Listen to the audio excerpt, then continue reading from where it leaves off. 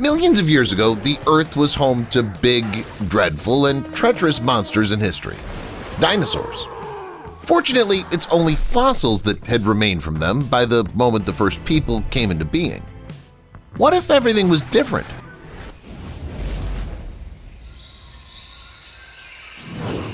Why did dinosaurs die out? Many people who are interested in the ancient world will definitely wonder about this question. Dinosaurs, as far as we know, were huge and very strong creatures that could grow to 65 feet in length and weigh over 10 tons, have the strongest bite on the planet, and huge teeth. Unwittingly, it seems that no one could defeat them.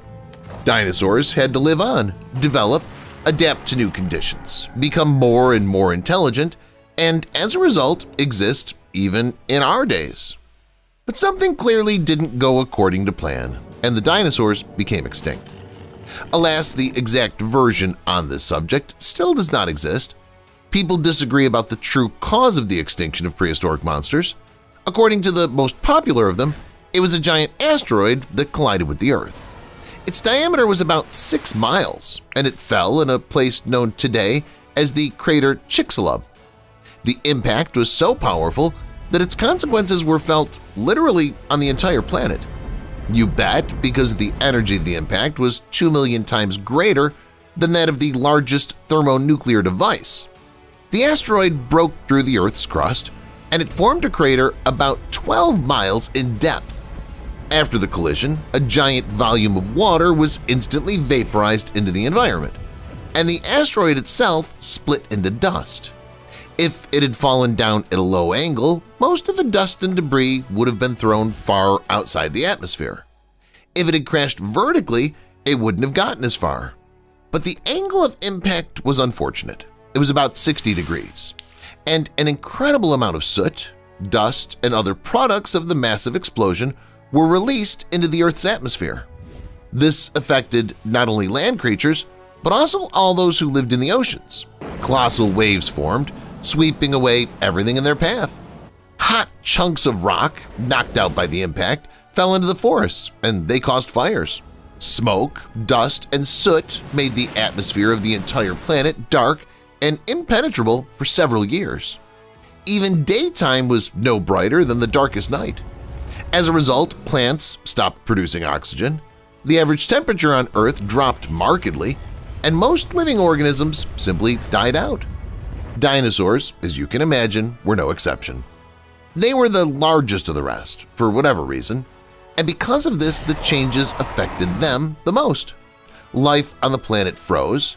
There were only the smallest representatives of fauna that did not require a lot of food. They hid somewhere in caves or in the middle of ruins, and they ate fruit and insects. And if it had not been for the asteroid, it's logical to assume that the intelligent species would have become not primates but dinosaurs, and it would have happened much earlier. It's quite possible that you and I wouldn't even exist now. But I suggest that we don't get ahead of our skies and figure things out bit by bit. What if the asteroid had missed? What if it had changed its trajectory even slightly, and it would have hit at a different angle?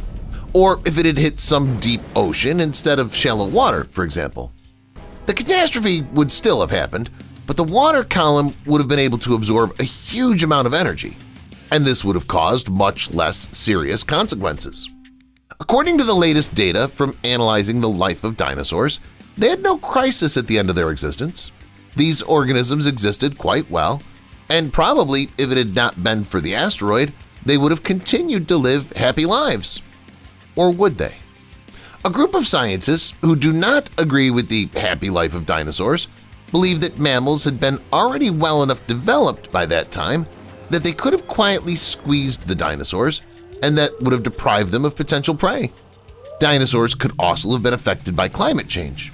In addition, in India, huge volumes of basaltic lava traps were pouring out and displacing our guests from their usual habitats. As far as I'm concerned, I don't see anything fatal in that. Yes, there were many factors against the existence of dinosaurs, but they're not stupid creatures themselves. Dinosaurs could have adapted to the conditions. In the first place, it's the large herbivores that would have been the first to change with so much food in the rainforest. The giant sauropods, for example, would have grown much faster.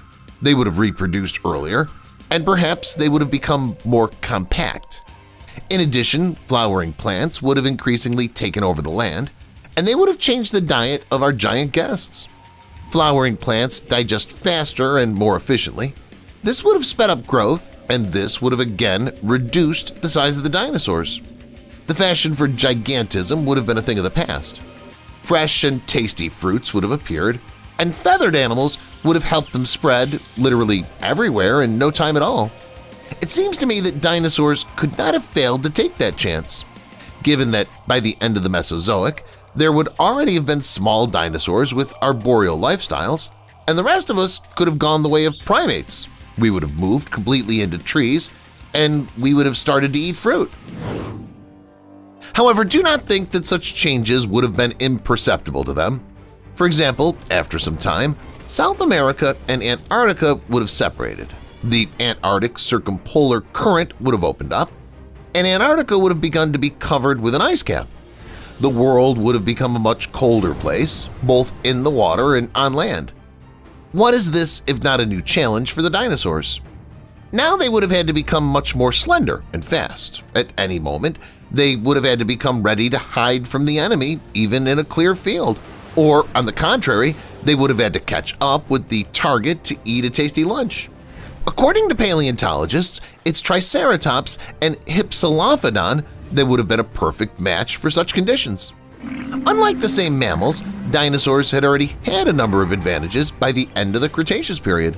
For example, those with long beaks had an incredible number of teeth, according to some sources up to 1,000. This would have allowed Hadrosauridae to easily adapt to grasslands and the abundance of grass on them. Another equally important point of survival in grasslands would have been vision. Because dinosaurs were daytime creatures all their lives, they were used to seeing a bright picture, and therefore they would have easily been able to spot absolutely any, even the most stealthy, threat in an open field. The onset of ice ages shouldn't have disturbed the dinosaurs either. It's believed that most of them were warm-blooded animals. This allowed them to exist at low temperatures without hibernating. Today, we might even observe furry individuals. Although observe is a bit of a mouthful. We would probably hide from them all the time, just as we avoid bears, tigers, and other large predators. Assuming that humans did evolve from apes, i.e. small mammals, it's likely that we would not be as evolved as we are today. The fact is that mammals could do nothing about the dinosaurs that were noticeably stronger and more confident than them in literally every way. Only an asteroid that fell from the heavens restored justice, and the role of leaders on Earth was taken by smaller creatures. Perhaps if this had not happened, primates, along with other mammals, would have still been on the bottom, and as a result, the emergence of man would have been greatly delayed. Maybe we wouldn't exist. Yes, experts allow this version because they believe that the role of evolved creatures could have gone to the dinosaurs. They, by virtue of their dominance, would have been the first to master something new, learn to adapt to environmental conditions, and invent tools to help them in everyday life. If you think this is impossible, just look at chimpanzees. Due to an asteroid impact, their ancestors took over the position of the dinosaurs, and as a result, they turned these apes into creatures that are closest to humans. Based on the data available as of 2018, their genome differs from that of humans by 6.4%. This means that the match between the human genome and that of chimpanzees is 93.6%. These apes are so close to us that at one point, people seriously wanted to put them in the genus Homo. In common chimpanzees, researchers have also discovered a similar birth mechanism to that of humans, such as giving birth to a cub with the back of its head facing forward. And these primates also know how to use improvised materials to accomplish their goals. They can make a complete tool and use it to hunt. In addition to everything, chimpanzees have just incredibly strong developed social behavior. They have a strict hierarchy within each of their groups. When they're being chased, they throw themselves into trees, and they make sounds similar to barking. They're also adept at mimicking stronger and more respected kin. My point is that if the dinosaurs hadn't passed the baton to the primates, it's likely that their position would have been taken by them. And given their strength and innate power, it's quite likely that they would have become even smarter, stronger, and more advanced creatures. By the way, not only chimpanzees can boast of excellent intelligence. If you suddenly care about the life of underwater dinosaurs, then they're a great example of orcas. These creatures are also well adapted to the conditions on Earth, and they learn to organize whole gangs of bandits, necessary to search for potential prey and execute the plan for its capture. And I use the word plan in this case for a reason. It's said that orcas think it through to the smallest detail, just like bank robbers before the task. Each orca fulfills a specific role, and it does everything not to let the team down. Almost always their hunt is successful. Satisfied by themselves, they go for a meal. It's scary to imagine what marine dinosaurs would have been capable of if they'd continued to exist and dominate the waters of the world's oceans. Who says that humans wouldn't exist, though? Even if we came from apes, for some reason we separated from them, started to look very different, invented our own language, and all sorts of things. So why couldn't we have done all the same things? Why couldn't we have taken it all from dinosaurs? There's this crazy theory that if there hadn't been that horrible collision between the Earth and an asteroid, the dinosaurs would have continued to reign, and over time other and more advanced humans, aka reptilioids, would have evolved from them. We would still be highly intelligent, adaptable, and socialized. We would also be taller. We would be provided with impressive strength and perfect eyesight, and we would have innate ability to swim fast. What about the dinosaurs themselves? Not much. They would have coexisted with us, living side by side and leading a predominantly arboreal lifestyle. They would have been moving into open savannas where endless survival tasks would have helped them develop intelligence. It's likely that our fantastic ancestors would not have minded such an alliance with us. That's all very well, but not completely. This is the general opinion held by the second part of specialists, who slightly disagree with the previous theories. They believe that if the dinosaurs had really overcome all the previously mentioned difficulties, only a small part of their total number would have survived. Only those who could live in reserves and national parks that would be large enough to provide for them all. At the same time, these would be truly wild places far from man. For example, in Australia or Alaska.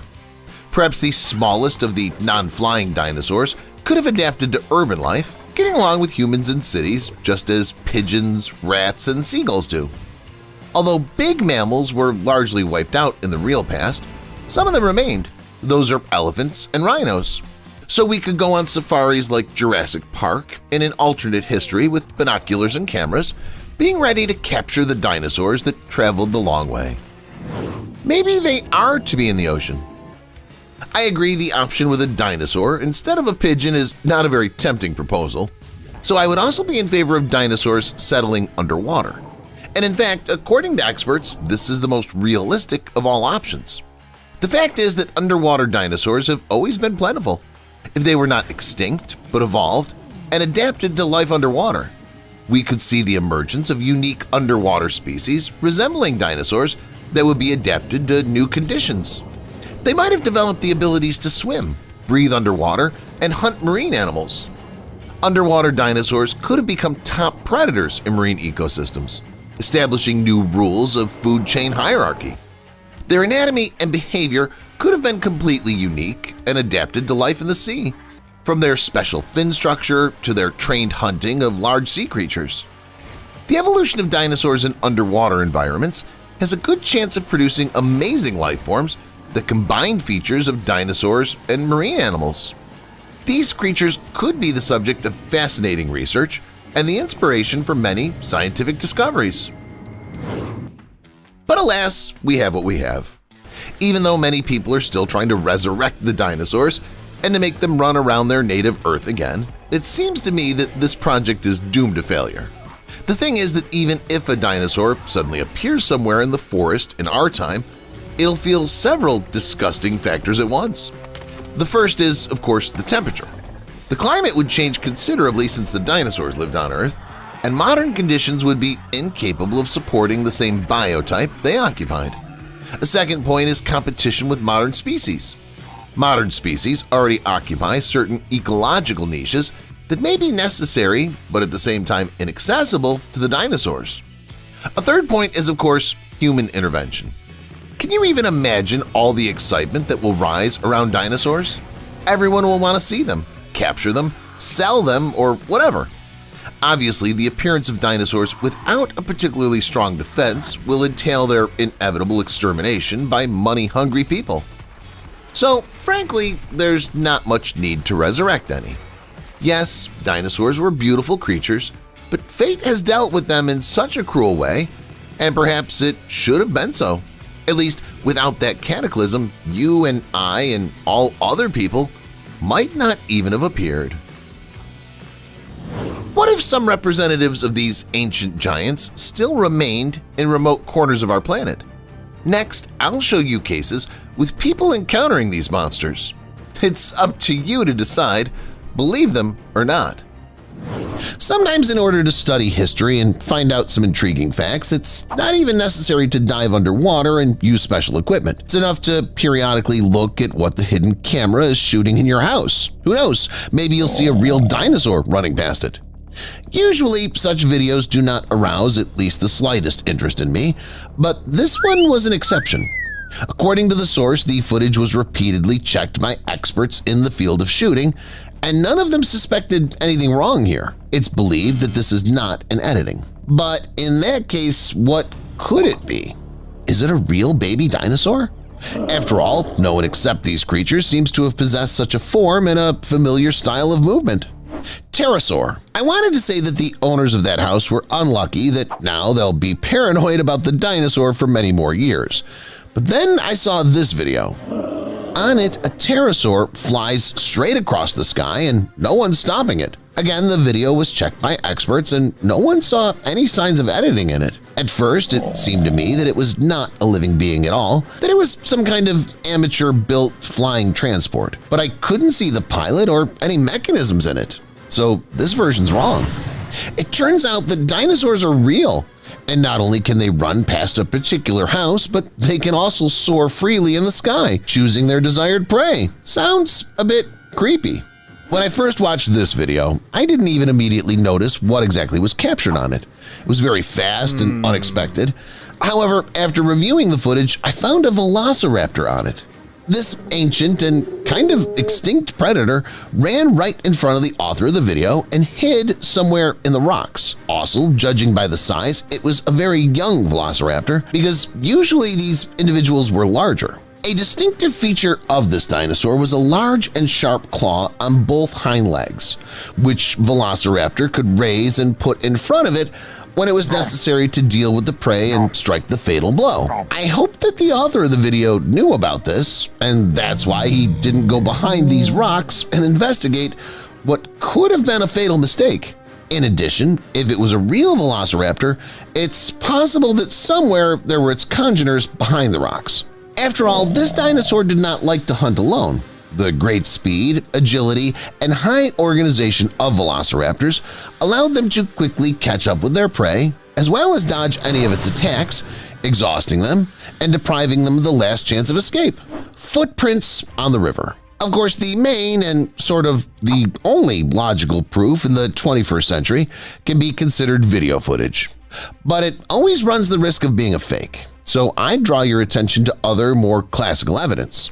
For example, these footprints on the Paluxy River make one believe that dinosaurs existed at the same time as humans. Well, or people coexisted with them. Along with the fossilized human footprints, you can notice the footprints of three-legged dinosaurs. Both traces clearly have the same age. It's possible that people hunted these reptiles, or vice versa, constantly failed from encounters with them and ran away. Anyway, paleontologists have calculated the approximate age of these finds and determined that it's 100 million years old. No matter what the skeptics say, they cannot pass off this find as a fake. Evolutionists have found another way out. They said that the discovery traces do not belong to a person, but to a dinosaur that's not yet been discovered by scientists. That's a pretty handy version if you don't want to believe in this theory. However, it's not at all easy to believe in it because there are a number of other equally impressive finds in the world that make us believe in the coexistence of humans and dinosaurs. One of them is this image taken more than 1,000 years ago. It depicts people next to an unknown creature resembling a dinosaur. This makes us believe that people finally finished off dinosaurs and skillfully hid it all. Indeed, if no meteorite fell, there were simply no reasons for the extinction of these super predators. They hunted well, had amazing strength, skillfully adapted to new weather conditions, and so on, when suddenly, bang, they were gone. It's all strange, don't you think? Stones with drawings. If this image didn't impress you either, take a look at these interesting stones, which depict the same mysterious creatures. These black stones, covered with mysterious drawings, were found in the ancient burials in Peru. Of course, the scientific community declared it all fake, but it's understandable. Fortunately, there are still some brave people who want to set the record straight. They've taken up the incorruptible study of the artifacts. One of the theories, for example, managed to collect the stones in one place, organize a museum, and even almost prove their authenticity. However, with his death, the study of these artifacts has stalled considerably. But there are new researchers who decided to continue the work of the man who inspired them. Perhaps in the near future we'll learn new details about the fact that these unusual stones are real after all. And if it turns out to be true, it will turn out that people really existed at the same time as dinosaurs. Mystical figurines. By the way, if any of you find it hard to believe in the stones, there is an alternative find in the form of some interesting figurines. They were found in the ancient city of Acambaro in Mexico, and they found them quite interestingly. Archaeologists were just walking around the area as suddenly they noticed something strange protruding from under the ground. They slightly dug up this area and immediately found mystical figurines of the people who lived there. In the end, there were not just a few figurines there, but a huge bunch of them. And among the usual images of rulers or individuals, it was not uncommon to find a figurine connected with dinosaurs. There were either figurines of dinosaurs only, or a man was also sitting on them. Are you saying that this is just another fake, and there really were no humans at the same time as dinosaurs? Personally, I'm starting to find it harder to believe. Well, now let's move on to other prehistoric reptiles. Prehistoric snakes. Some of them even ate dinosaurs for breakfast. Next, I'll show you the most dangerous snakes in history. Titanoboa. Let's start with a snake that many of you know well. Titanoboa was a real storm of the prehistoric planet, a giant boa constrictor that lived in what is now Colombia about 60 million years ago. It was the largest snake of all time, growing up to 43 feet long and weighing more than a ton. Titanoboa was so huge that it could easily swallow even a modern large motorcycle. It had such a wide mouth. However, in its time, it didn't swallow bikes, but fish, reptiles, birds, and small mammals. According to generally accepted version, Titanoboa became extinct long ago, but you can find a lot of footage and stories on the internet which suggests that several giant boa constrictors have survived to this day. Write in the comments, do you believe Titanoboa may still be alive?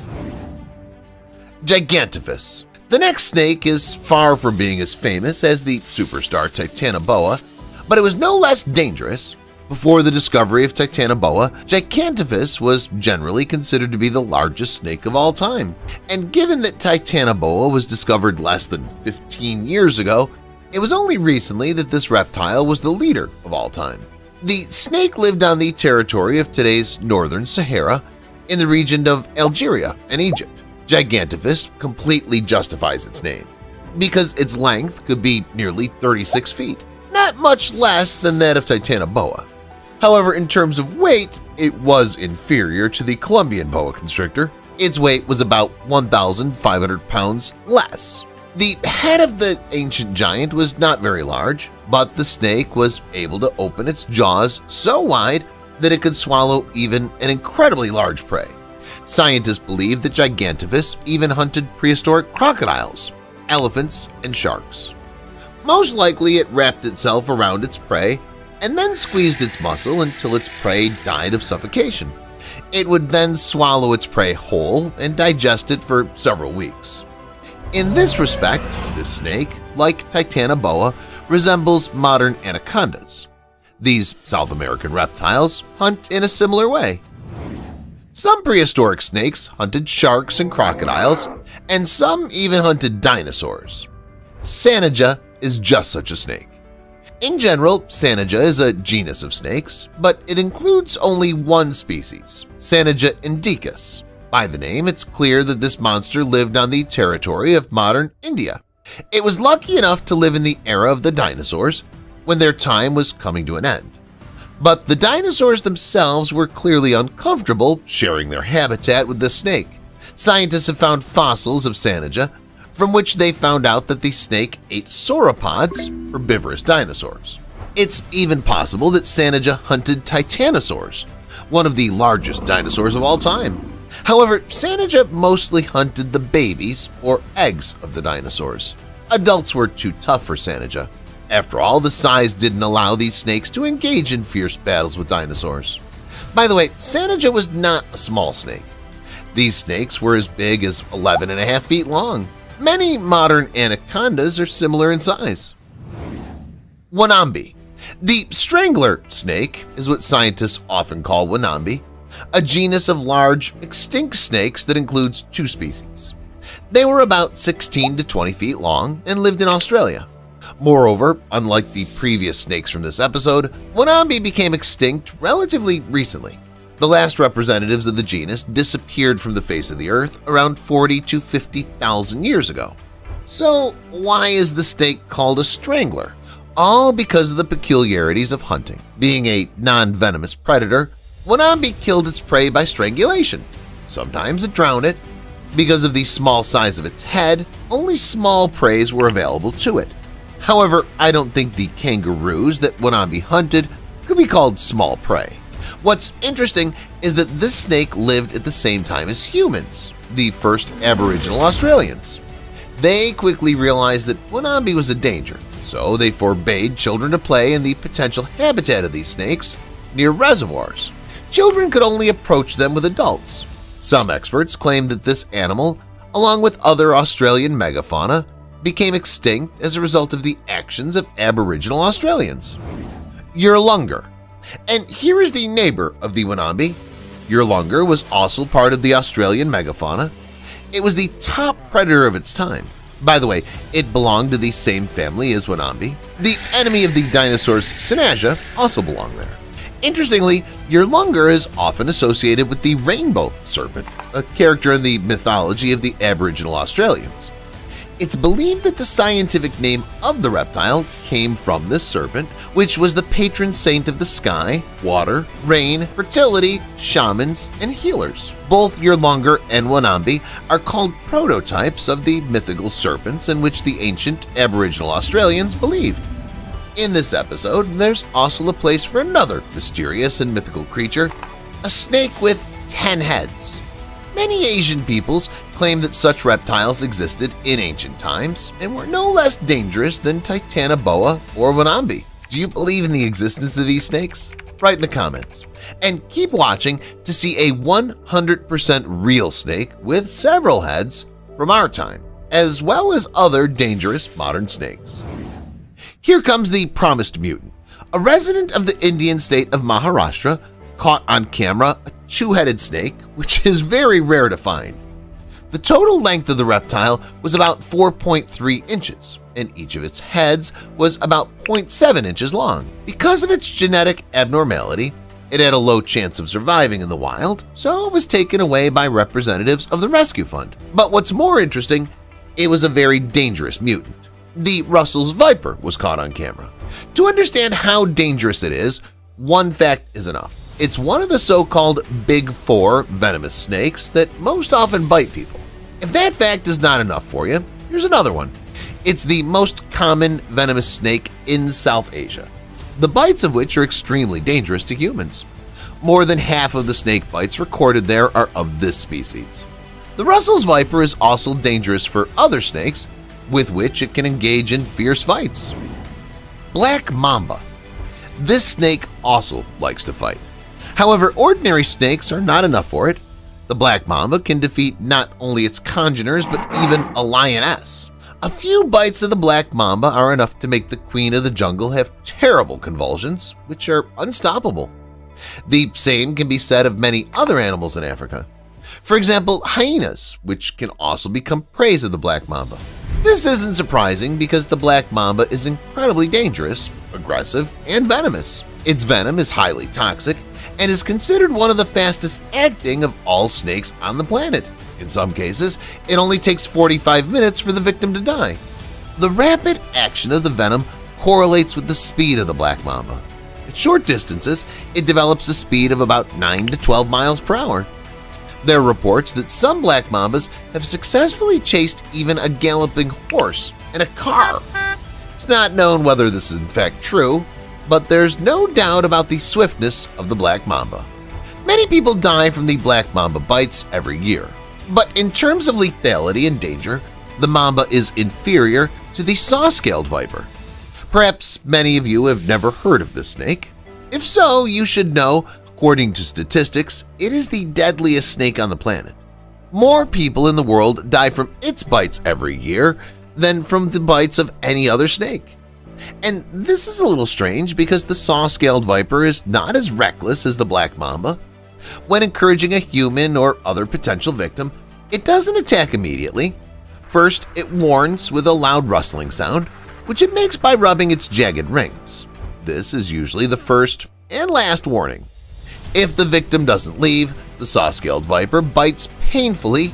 Powerful toxins enter the bloodstream, dramatically reducing blood clotting. As a result, the victim often dies not even from the venom itself, but from blood loss. Every fifth person bitten by this snake becomes a victim. But there's also good news. There is an antidote for the venom of this snake. Mojave rattlesnake. Do you still remember the lightning-fast black mamba? Well, the Mojave rattlesnake is, in a sense, the opposite of the African monster.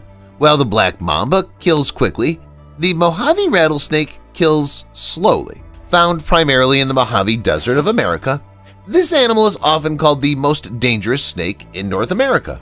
Despite its short length of about 3.5 feet, it's a whole storehouse of terrible toxins. The venom of this rattlesnake has delayed symptoms. 45 minutes after a black mamba bite, a person can die. 45 minutes after a bite from this snake, nothing at all can happen. Often, symptoms don't appear until a few hours later, but by this point, the countdown has already begun. A person has trouble seeing, difficulty speaking and swallowing, muscle weakness, and difficulty breathing. If measures are not taken in time, the bitten person can no longer be saved. Next up are representatives of the giant isopod genus. If common isopods reach a length of about 2 inches, then for these animals, 20 inches will be the norm. These animals live at a depth of 600 feet or more, and they feed on dead whales, fish, or squid.